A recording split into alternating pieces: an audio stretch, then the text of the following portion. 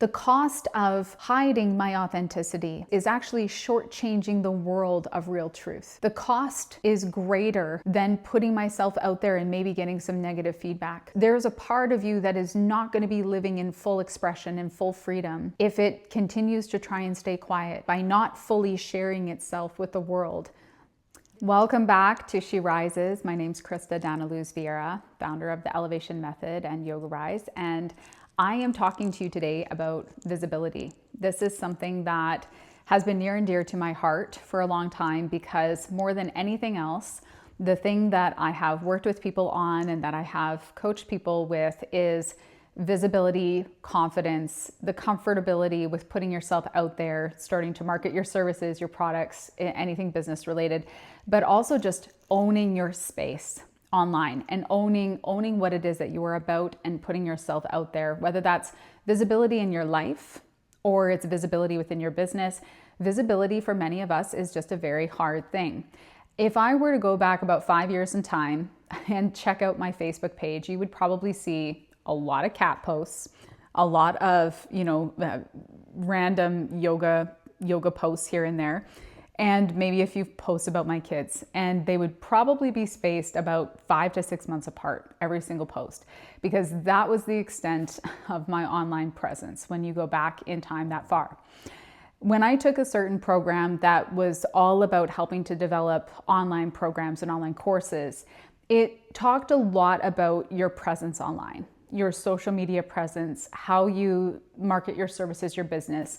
And that was something at the time that I really needed.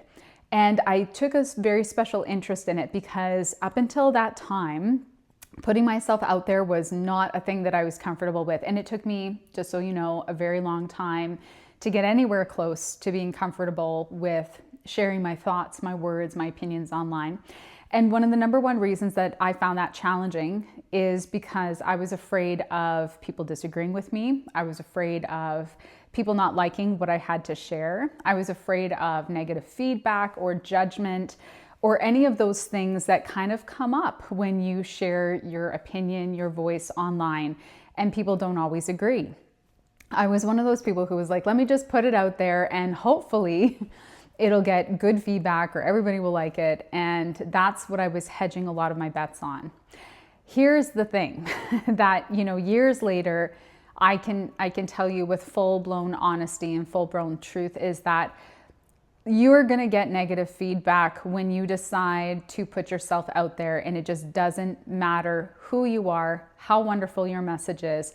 Look at anybody who has put themselves out there for any good reason, like any positive reason, or somebody who's, look at Mel Robbins, somebody who's got such a positive message to share, but so many people will come in with a critique of her message or a critique of her method or something negative to say about her as a person or how two-faced she is. I've read her books, I've watched her podcast, I've listened to her clips, and I think she's a brilliant woman, brilliant message, brilliant methods that help so many people. And yet, here we have somebody whose intention, for lack of a better, way of putting it, is to help people. And so much mixed critique, overwhelmingly positive, let's be honest. And yet the reality is it just doesn't matter who you are or what it is that you're doing. Somebody somewhere is going to have something to say. So this is essentially the core. I'm getting to it early, but this is essentially the core of my message today. If you were Mother Teresa and you were putting yourself out there, somebody somewhere is going to have something to say that isn't positive, that isn't supportive, that isn't going to like it. So if we can pre-accept that we're not going to be for everybody, that not everybody is going to love what we do, even when our intention is pure, when our intention is good, when we are putting ourselves out there to help people, to share a message, there are going to be some people who don't agree, who have their own opinions, who, for whatever reason, there's people on the internet who just want to tear other people down. We can simply choose to put ourselves out there anyway and to ignore that or to allow that to just be the casualty or the collateral of us putting ourselves out to support and help other people. We can pre-decide that. And pre-decision is a really big thing because it pre-accepts so many of the things that are outside of our control. We can't control anybody's response to the things that we say and do. We can't control how people perceive us. There are going to be people who lift you up in your absence, and there are going to be people who shut you down or try to. And we don't get to control that. We don't get to control how people view us. So if the reality is that no matter what you do in life, and this goes for whether it's visible or not visible, somebody's going to have something to say somewhere. Doesn't it then bode well to just do whatever you want to do anyway? To be who it is that you want to be, to show up the way that you want to show up, to share your light the way that you want to share your light, to market your services the way that you want to market your services, to stand behind the message of your business, to help people, to support people. In yoga, I always come back to the very first yama. In yoga, we have 8 limbs of yoga. The very first one is yamas, which are basically the things that we observe, the things that we decide to live our lives by. Very first one is ahimsa, which is nonviolence, non-violation, non-harming.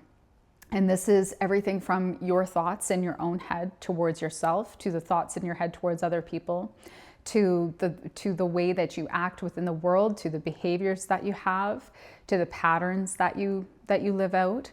And non-harming is probably the foundation for everything, when it comes to behavior in the world, thoughts, actions. When I look at how I want to live my particular life, I would like to live my life from a place of non-harming. I don't know that that I will be successful in that. I know that, just as beings in the world, we tend to leave harm from time to time where we go, because we're human, because we're simply human. However, it's something that we can choose to observe. So if you are going out there in a way that is intentionally trying to lift vibration, help other people, create a better world in some sense, just from you being who you are, I understand, and I think it makes so much sense that we have fear that holds us back. We have the fear of being judged. We have the fear of being misinterpreted, misunderstood, being seen the wrong way, being, defamed, online by other people, or canceled, or whatever the word is these days. But the reality is that might happen anyway. That might happen anyway. Things happen without our say-so all of the time. I was reflecting today with a friend about how I think one of the most difficult things is when we do not have control. I think we struggle when we don't have control. And I noticed this yesterday in an instance that came up, is that I didn't have control over something that I had to go through, and I had to give some trust over to the people that I was working with and what was happening. And it was really hard. I was noticing in myself this resistance to the process and to the trust, because whenever we don't think that we can control the outcome of something, it tends to make us fearful. It tends to give us pause. We start to say, well, is it worth it? That's a risk that I'm going to have to take, is that I might put something out there. I might make myself visible. Let's bring it back to the visibility aspect. And I can't control the outcome. I don't know what people are going to say. I don't know what people are going to do. Are people going to hate on me for that? Are people going to love me for that? So if you have, something that you need to be sharing these days, if there is a certain amount of visibility required, and look at businesses these days, a lot of them require us to, in some way, shape, or form, put ourselves out there. It might not be as much as a coach or a yoga teacher, or somebody who has to put themselves out online with their face and that type of thing. And just to be 100% honest, you can choose to market any business a different way. If you are not comfortable with certain levels of visibility, one thing that you can do is simply say, what level of visibility am I comfortable with? What level of sharing or of personal sharing feels comfortable for me with what it is that I'm trying to grow right now? If I'm trying to grow an online presence for a business, or for me as a solo yoga teacher, massage therapist, or entrepreneur of some kind, what level of visibility am I comfortable with? And for each of us, that answer will be different. So a little way to do this is to look and say, what is the proposed outcome I would like of this sharing, this visibility? And then, what would be required of me to do that? What are the different ways that I can go about to achieve that outcome? So we don't always have to put our face online. We don't always have to put ourselves out there. Sometimes we think it's an all or nothing, and I can assure you it's every shade in between. So the reality is that we don't have to overshare ourselves. We can take some of that back. We do have the ability to determine to what degree we want to share.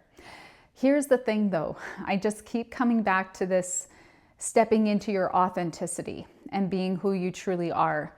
A lot of times this visibility is not just online.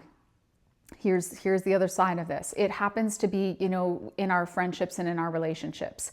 It's when we're going out in public. It's, the way that we're living our life day to day when nobody else is watching. This fear of visibility or fear of judgment or fear of other people not agreeing with us can cause us to bite our tongue in a lot of different moments, can't it? And because of that, we end up muting down or diluting who it is we really are so that the rest of the world we're a little bit more palatable to. And that's a perception that we will actually be more palatable. But that's how we tend to operate is, I don't want to be too much, or I don't want to, I don't want people to think I'm too out there, too woo-woo or too whatever. And so we end up muting ourselves down so that we are more accepted and more liked. In Maslow's hierarchy of needs, one of the very bottom layer in that pyramid is the sense of security and belonging and the sense of safety. Once we have that feeling of belonging and we have that feeling of foundation, we have that feeling of tribe, we tend to want to differentiate ourselves. We want to put ourselves out there. We no longer want to be just a number or part of a herd or a barcode. We want to be an individual who is part of a tribe. And so this is where it gets a little bit complicated. We have often in our lives put ourselves into spaces where putting our voices out there sets us apart so much that there's dissent, or that we're not accepted by the people around us, or at least the perception inside of us is, I wonder what other people will think. This is an opportunity for you to really question, why dilute yourself in this life? Why dilute yourself? And is there a way to navigate this boundary between belonging and freedom of expression where you feel more authentic and you feel more comfortable without yet setting yourself so far apart that you no longer belong, and without belonging so much that you no longer feel the freedom to be yourself or to speak your own mind or to speak your heart and to truly authentically just be you in different moments. Maybe there's some progressive little steps that you can take to start bringing more of your authenticity to the surface. It doesn't have to be all at once, and it doesn't have to be an all or nothing situation. But nobody benefits when you dilute yourself, when you censor yourself to the point that you can't truly be yourself. This life, we don't really know how long we're here for. We don't really know all of the things that are going to pass within our lifetime. What we do know is that we only get one real kick at the can here. And so if you have been questioning yourself in terms of putting yourself out there, or if you have been waiting for a better moment, thinking that somehow in the future it's going to be easier, I can tell you with full confidence it won't be. Now is the only moment. Now is the time. If you feel at all that you are muted in terms of how you want to be sharing yourself in this world, or if you're feeling any kind of stuckness in terms of your fulfillment and your freedom of expression, there is no time better than now to start to break yourself out of that mold. And it doesn't have to be an explosion. It can be piece by piece, you starting to find more through curiosity and discovery who you are and what you're comfortable sharing. I guarantee you there are other people probably much closer to you than you think who feel the same way, because many of us wear masks. We wear masks. We hold at this, at my yoga studio here, Yoga Rise, we hold a circle called the Living Lotus. And we started it from the day that the yoga studio opened over 4 years ago. And we did this real interesting, the circle was basically about sharing. And it was about coming together and allowing ourselves to support each other as we are. And as we went around the circle, one by one, you could just see the mask drop off as the woman underneath said what she really felt and expressed what was true in her heart and where she was really at. And month after month, we held these circles, and you could just tell that many of us go around thinking and feeling certain things that we don't share. And we don't share them for so many of the reasons that I've already named, in terms of the, the fear of not being misunderstood. But we also feel a certain responsibility to uphold this facade of, it's fine, everything's okay, nothing's wrong, how are you doing? And the reality couldn't be more true, that as soon as we drop that mask, we give other people the permission to drop that mask as well. When we show up with full authenticity, or even partial authenticity, we give other people the opportunity to respond with a higher degree of authenticity in themselves. What would this world be like if none of us were wearing masks anymore? What would this world be like if we all felt free to just be ourselves? So in some ways, when we look around our lives, you might look and say, there are places where I am wearing a mask, or, I'm not allowing myself to be fully true or fully authentic. What would it be like if I just put myself out there without being concerned about the response that's going to come back? Because the cost of staying muted, I keep saying the word muted, but the cost of hiding my authenticity and is actually shortchanging the world of real truth. The cost is greater than putting myself out there and maybe getting some negative feedback, because there's a part of you that is not going to be living in full expression and full freedom if it continues to try and stay quiet, and it continues to try to mitigate by not fully sharing itself with the world. There's a part of you that is going to never come into fulfillment. And it doesn't have to be that way. I think that that's really the ultimate message that I want to share, is that people are going to hate if they're going to hate. But when you come out there with this full freedom of expression, not intending to harm anyone, just coming out there with love and with intention to share who you truly are, there's a part of you that gets woken up. And that part of you, it's like turning on a sub-program of authenticity that's just latent inside of you. It's just sitting there waiting to be activated. And when it starts to get rolling, we realize, the people who are judging other people are not living their lives fully either. The people who are sitting back and casting so many judgments, where is the authenticity in that? Because everybody's expression is their own. There really is no need to go around and judge. We have the opportunity to lift other people up. We have the opportunity to elevate other people. And we have the opportunity to elevate ourselves, in the sense of saying, you know what, I don't want to live any part of my life dimmed down or dimming my expression in order to make other people comfortable. I want to live my life in full color. And this is my one opportunity to really share from the heart who and what I am with the world. And if you're not a person who wants to go online, this doesn't have to be like with the world in terms of, my business being out online or whatever. I'm talking about in your lived experience day to day.